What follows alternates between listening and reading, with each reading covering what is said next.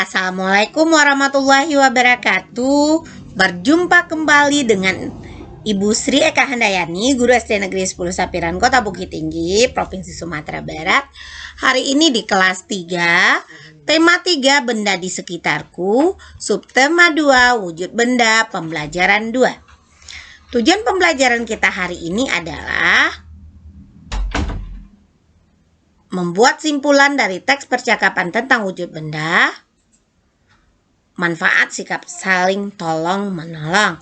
Anak-anak ibu, sebelum kita mulai pembelajaran hari ini, marilah kita berdoa menurut agama dan kepercayaan masing-masing.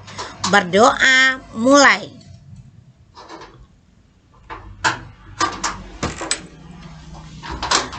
Selesai?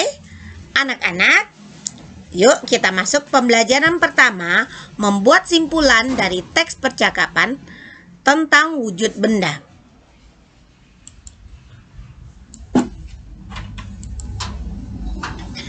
Membuat simpulan dari teks percakapan tentang wujud benda.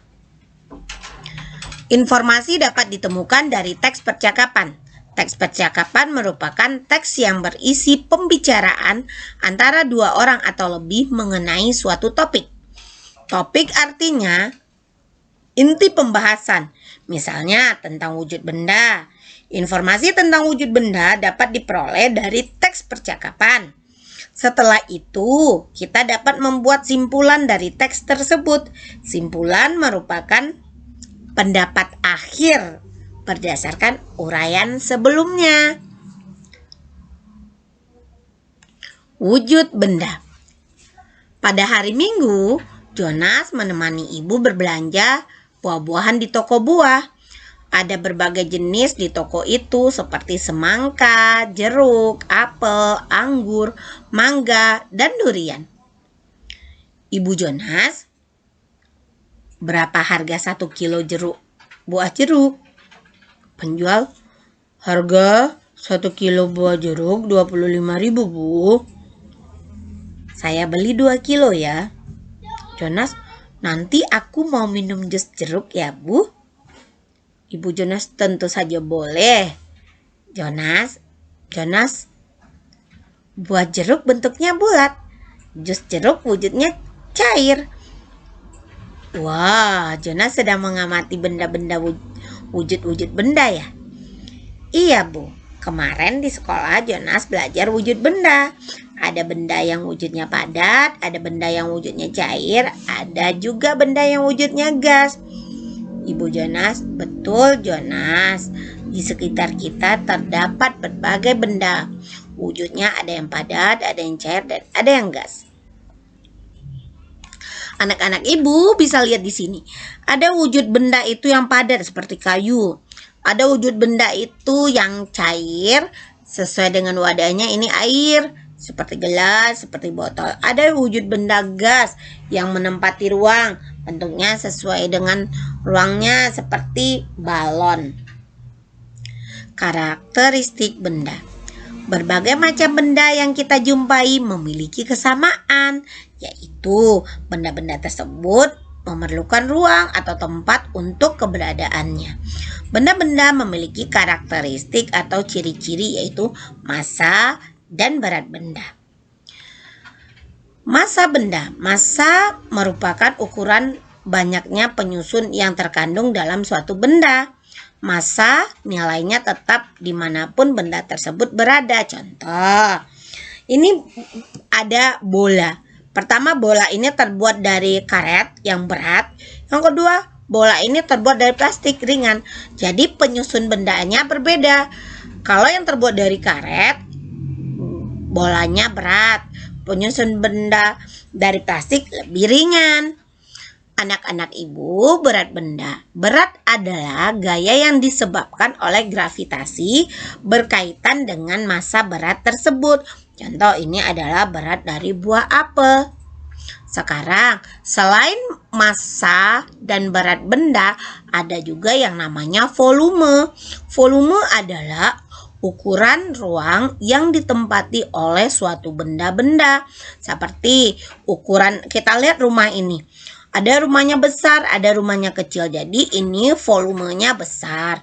Sedangkan rumah di bawah volumenya kecil. Volume benda itu tergantung juga dengan besar benda. Anak-anak, sekarang kita akan belajar tentang manfaat sikap tolong-menolong. Sikap tolong-menolong. Tolong-menolong dapat dilakukan di rumah, di sekolah, dan di lingkungan masyarakat. Atau dimanapun kita berada. Tolong-menolong dapat kita lakukan mulai dari hal yang kecil. Misalnya, saat di rumah, kita dapat membantu ibu merapikan tempat tidur atau membantu adik mengerjakan tugas sekolah. Itu adalah contoh tolong-menolong di rumah. Membantu ibu merapikan tempat tidur, membantu adik mengerjakan tugas sekolah. Saat di sekolah, kita juga dapat menolong teman yang jatuh, membantu ibu guru membersihkan papan tulis, membantu ibu guru mengangkatkan buku.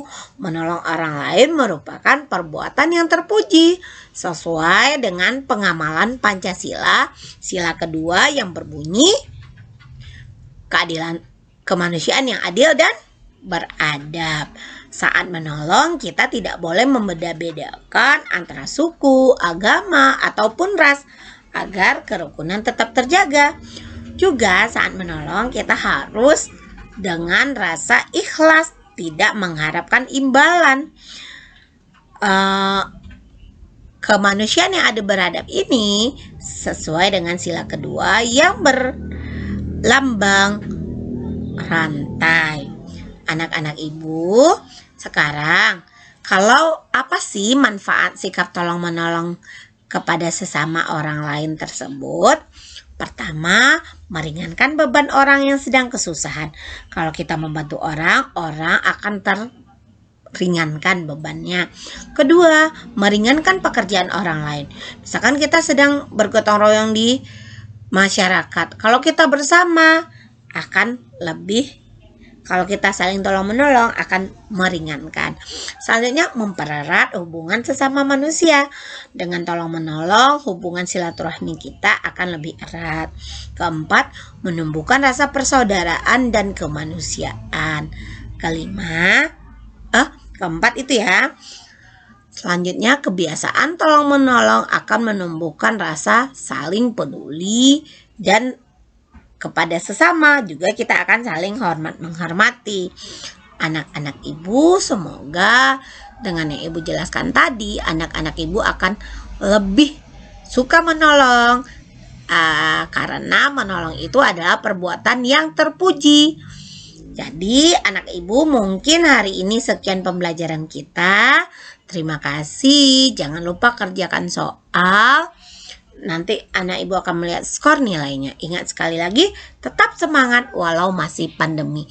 Ingat, saling menolong di rumah, menolong ibunya, menolong ayah, menolong adik, agar silaturahmi kita semakin erat. Sekian, Assalamualaikum warahmatullahi wabarakatuh. Lupa subscribe, like, share.